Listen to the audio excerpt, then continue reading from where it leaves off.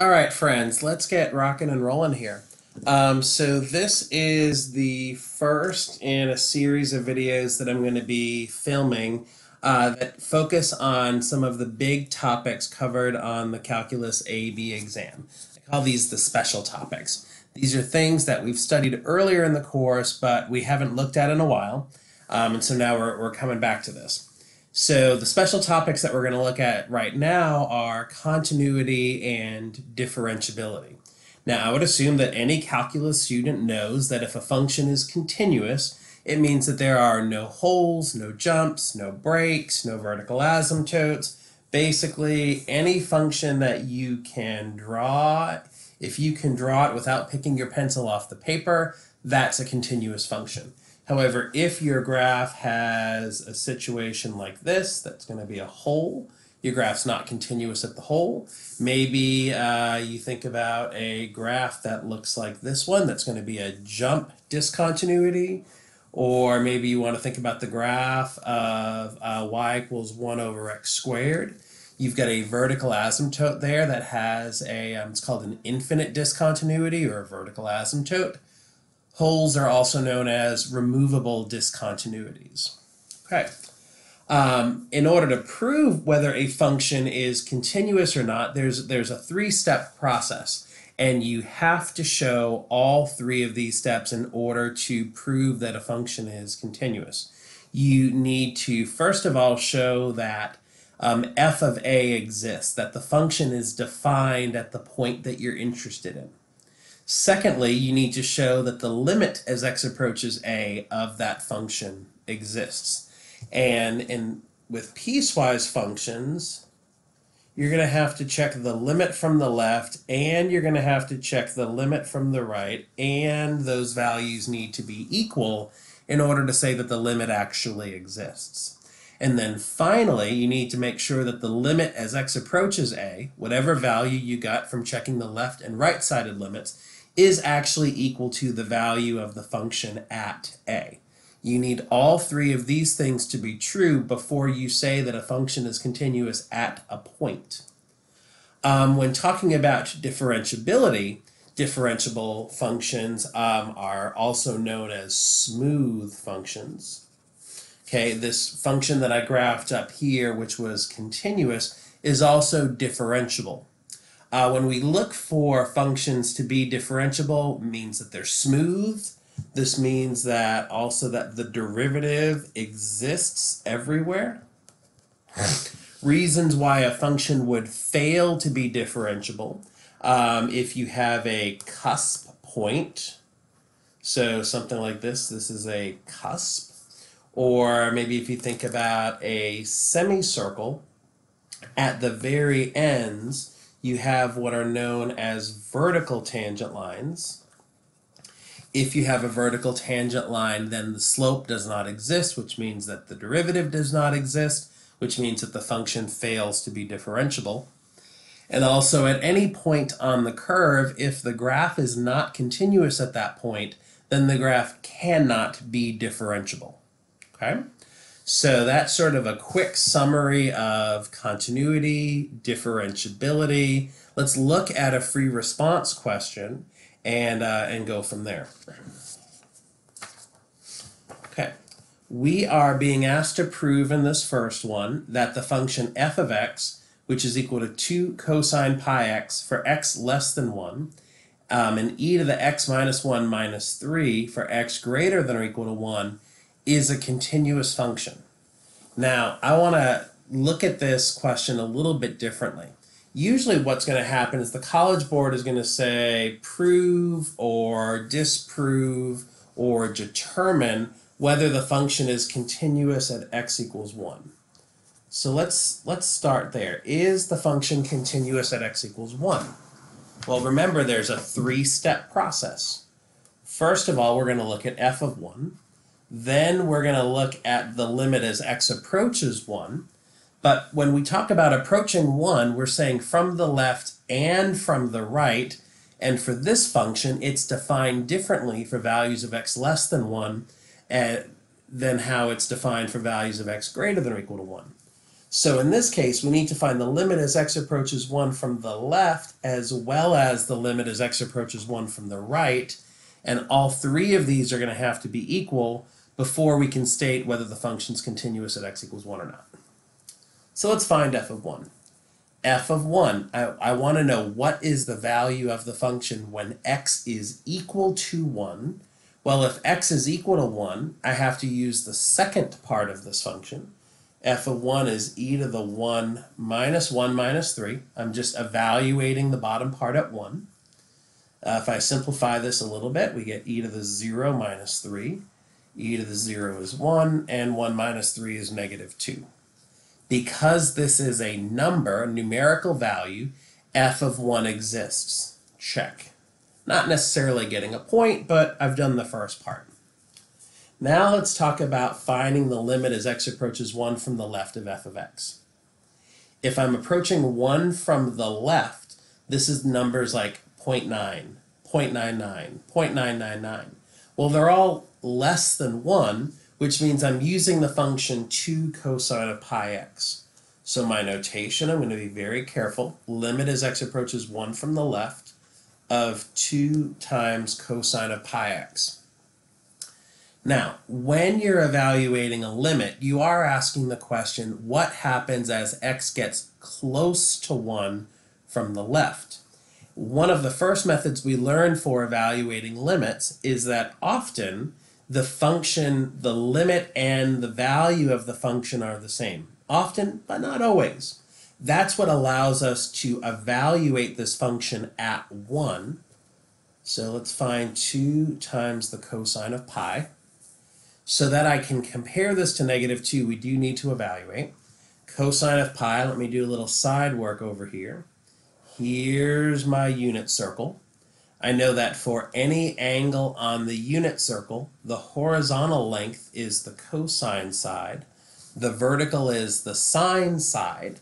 If my angle is pi, I'm all the way over here, and the cosine is equal to negative 1.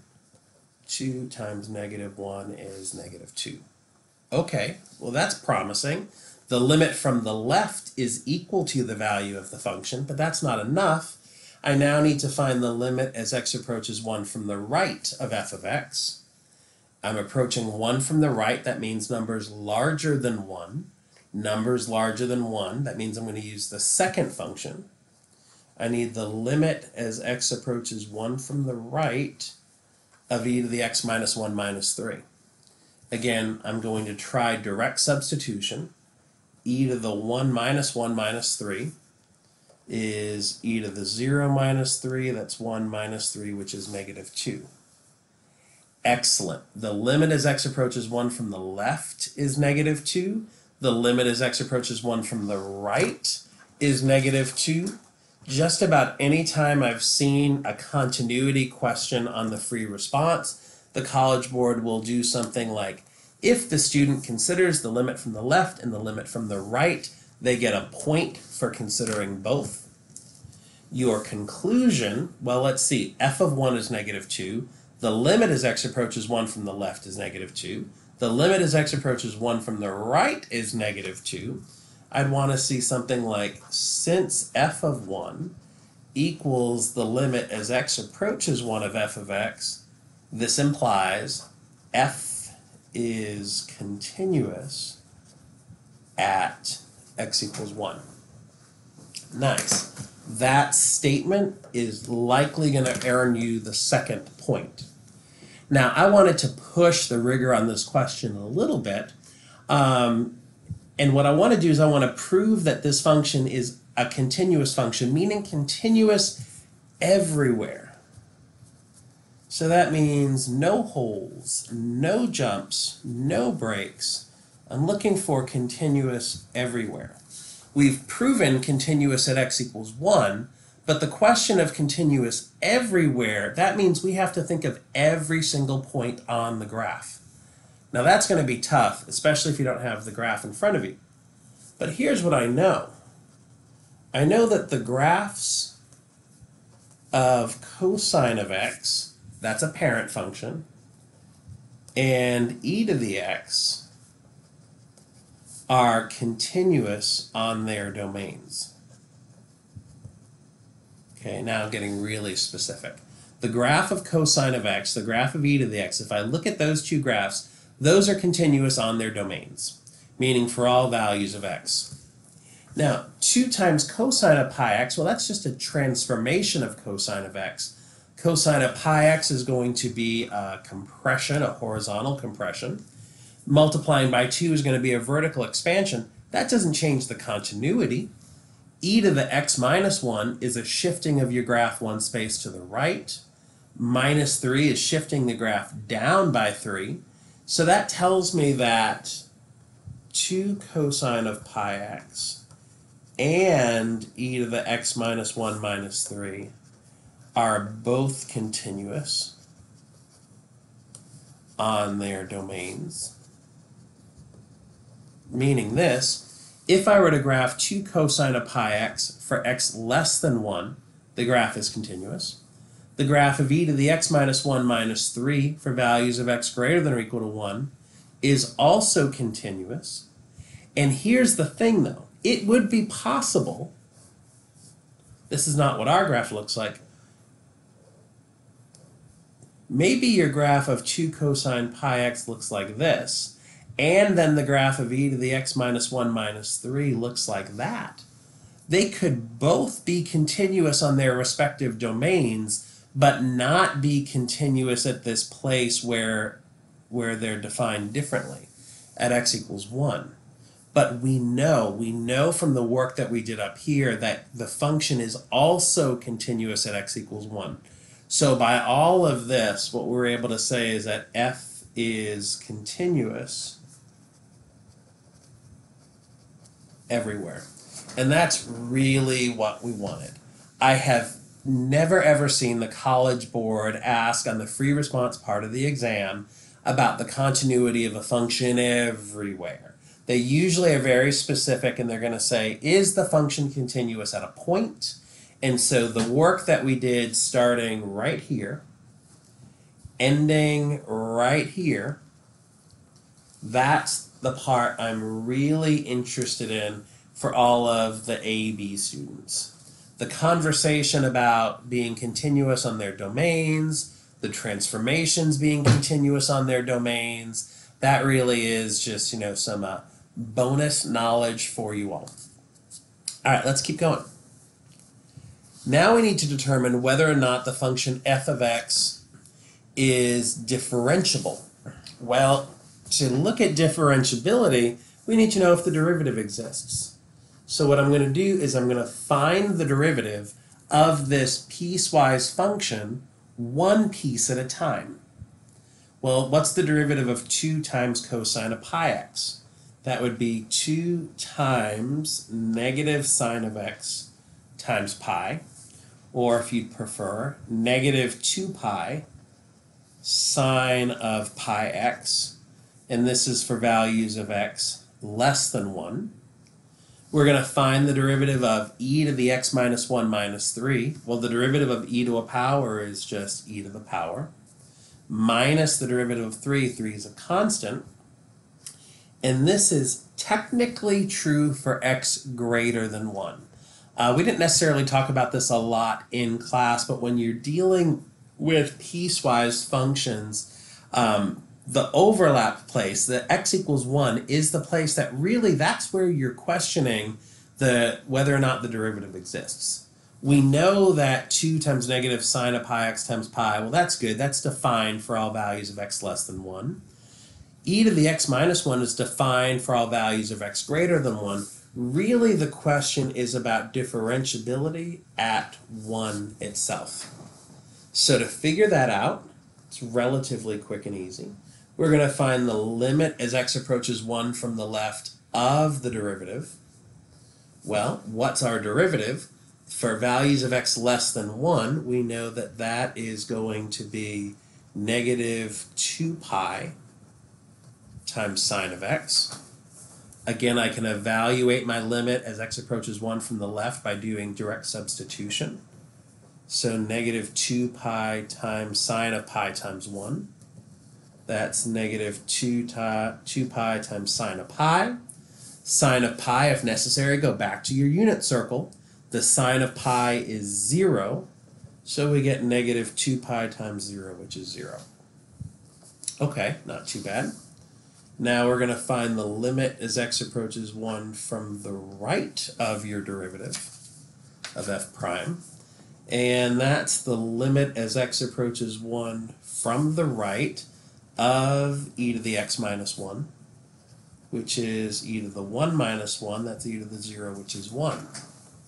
Uh-oh. The limit as x approaches 1 from the left of the derivative is 0. The limit as x approaches 1 from the right of the derivative is equal to 1. Here's what I want you to write. Since the limit as x approaches 1 from the left of f prime is not equal to the limit as x approaches 1 from the right of f prime, this means that f prime of 1 does not exist. Another way to say that is that f is not differentiable